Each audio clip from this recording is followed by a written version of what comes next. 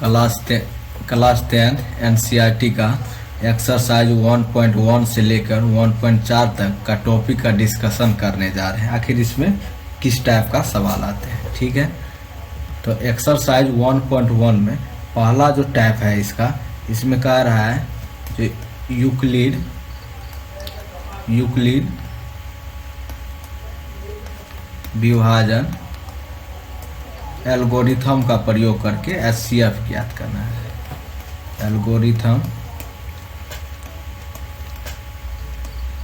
Algorithm का प्रयोग करके हमको एचसीएफ ज्ञात करना है, ठीक है।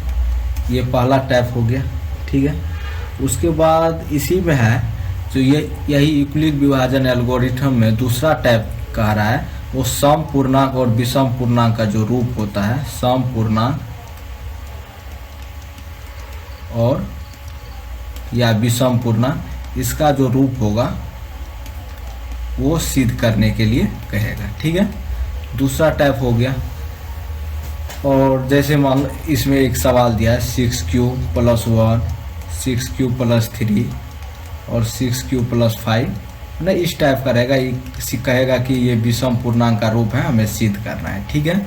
और इसमें तीसरा टर्म जो है वो कहता है किसी भी धनात्मक पूर्णांक का वर्ग, यानी किसी भी धनात्मक पूर्णांक का वर्ग 3m, यानी वर्ग टाइप का रहेगा क्वेश्चन, यानी स्क्वायर टाइप का, यानी वर्ग वाला। एक है घन वाला, ठीक है।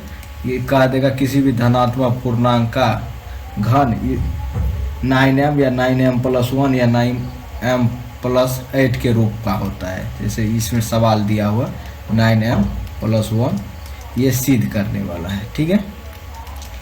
जैसे ये तीनों सिद्ध करने वाला है, एक थ्योरम है और ये एक मतलब थ्योरम का एक है यूज, इससे एचसीएफ निकालेंगे, ठीक है। सेकेंड जो है 1.2, उसमें कह रहा है क्या, 1.2 का सवाल आखिर क्या कर रहा है। 1.2 में है वही जैसे अभाज्य गुणनखंड निकालने के लिए। तो अभाज्य गुणनखंड अगर ऑब्जेक्टिव टाइप से रहेगा, मान ली पहला क्या है इसमें पढ़ना है, अभाज्य गुणनखंड, ठीक है। अभाज्य गुणनखंड, इसमें अभाज्य गुणनखंड के बारे में पढ़ना है। उसके बाद अगर किसी संख्या का हम अभाज्य गुणनखंड निकाल लेंगे तो उससे एचसीएफ भी निकाल सकते हैं, ठीक है, एलसीएम भी। इसमें एक जो मतलब है अभाज्य गुणनखंड निकालने का, एक एक्स्ट्रा इसमें दिया हुआ नियम, उसका है ब्रिग्स विधि से। ब्रिग्स विधि यानी इस टाइप में, जैसे ऐसे आता है, उसके बाद ऐसे बॉक्स टाइप से बनते जाता है, वही वाला। अगर ये दोनों हो गया तो उसके बाद कहता है कि दो संख्याओं का गुणनफल बराबर, यानी दो संख्याओं का गुणनफल जो होता है, दो संख्याओं का गुणनफल दो संख्याओं का गुणनफल जो होता है एचसीएफ और एलसीएम के बराबर होता है। ये सिद्ध करना होता है, मतलब गुणनखंडे का एक अलग सा टर्म है, ठीक है। उसके बाद इसमें है 3 संख्या दे देगा, उसका एचसीएफ निकालना है, एलसीएम निकालना है, ठीक है। कौन विधि से? अभाज्य गुणनखंड विधि से, अभाज्य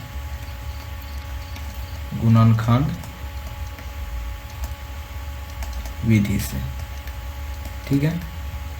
उसके बाद कह देगा एक और इसमें दिया है, जैसे कोई सवाल रहता है, मान लो कोई नॉर्मली सवाल हो गया, ठीक है, उसमें एचसीएफ होगा कि एलसीएम। तो अगर एचसीएफ और एलसीएम का अगर बात हो तो हमेशा अगर बड़ा वाली, देखो जैसे 18 12 होगा, कोई संख्या दे दिया, कर रहे इससे विभाजित होने वाली संख्या ज्ञात करे, तो इससे विभाजित होने वाला मतलब दोनों टर्म किस जगह पे एक होगा, वही होगा ना, यानी इससे बड़ा होना चाहिए और इससे भी बड़ा या इसके बराबर होना चाहिए। तो यानी बड़ा वाला बात हुआ, तो बड़ा वाला जब भी होगा तो वो एलसीएम होगा। अगर छोटा वाला बात होगा, जैसे 18 और 12 में किस संख्या से भाग लग सकती है, तो अगर 18 12 में होगा, या तो 18 12 होगा या उससे कम होगा कोई, तो ठीक है। तो इसमें अगर कम वाली बात है तो वो एलसीएम, एचसीएफ मतलब कम वाला, एलसीएम मतलब बड़ा वाला, लेकिन लिखल रहता है अपोजिट। ठीक है, चलिए 1.3 का जो है 1.3 में आखिर क्या पढ़ना है, इसमें यही सिद्ध करना रहता है कि कौन संख्या परिमेय है, परिमेय और अपरिमेय संख्या के बीच रिलेशन पढ़ना है। मतलब अपरिमेय संख्या जो दिया हुआ रहेगा उसको सिद्ध करना है। जैसे √5 एक अपरिमेय संख्या है, इसको सिद्ध करने वाला होगा। इसमें और एक टर्म है 2 + √5 यानी परिमेय और अपरिमेय संख्या के योगफल के रूप में या बटे के रूप में होगा 1/√2। इस टाइप में मतलब अपरिमेय संख्या हमको सिद्ध करने का रहता है। तो ठीक है, उसके बाद 1.4 का जो है 1.4 में है, 1.4 में होता है जो मतलब जो परिमेय संख्या है। देखिए परिमेय संख्या का दशमलव प्रसार, दशमलव वाली बात अगर होगी, दशमलव तो या तो शांत होगा या अशांत आवर्ती, मतलब कुछ दिन दूर के बाद वो रिपीटेशन स्टार्ट हो जाए। लेकिन अपरिमेय संख्या का क्या होगा, अपरिमेय संख्या का क्या होगा, अशांत अनावर्ती, आवर्ती और अनावर्ती। जैसे इसका 1.2 मतलब इसके बाद अंत हो गया यानी शांत हो गया। ये अशांत मतलब 1.21 और आवृत्ति दिया हुआ है, मतलब रिपीटेशन होते रहा है, इस टाइप से होते रहेगा। ये भी अशांत है, मतलब ये डॉट डॉट हुआ तो अशांत, आवर्ती मतलब रिपीटेशन हुआ तो आवर्ती, अशांत मतलब अशांत होगा, आवृत्ति भी बने 1 0 2 1 0 0, इस टाइप से इसका फॉर्मेट चलते रहेगा। ठीक है, ये हुआ अशांत अनावर्ती, ये अपरिमेय संख्या का रूप हुआ।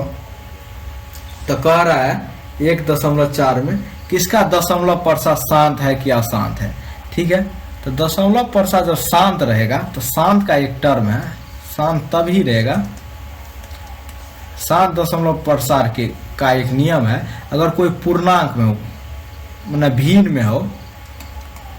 में हो उसे P/Q, Q हमेशा 2m × 5n के रूप में होना चाहिए।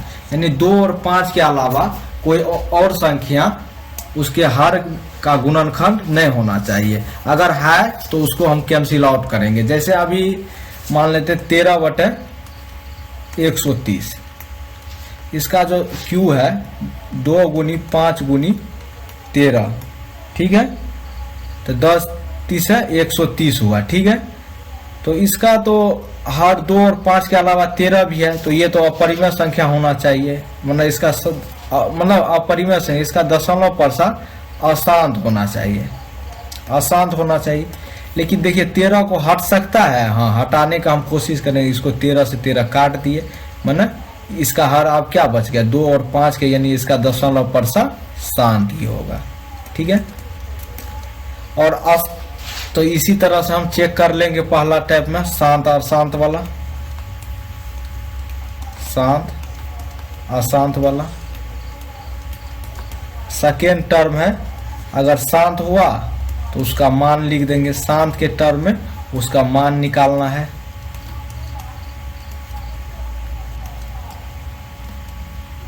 और उसके बाद परिमेय और अपरिमेय संख्या, अपरिमेय और परिमेय संख्या का जो दशमलव में लिखा रहेगा, जैसे 1.21 0 0 0 0, ये किस टर्म का है, इसका जो टर्म है, ये देखिए रिपीटेशन नहीं हो रहा है तो ये अपरिमेय संख्या हुआ। अगर रिपीटेशन हो जाएगा ऐसे ऐसे तो ये परिमेय संख्या होगा। ठीक है, इसी टर्म में हमको पहचानना है।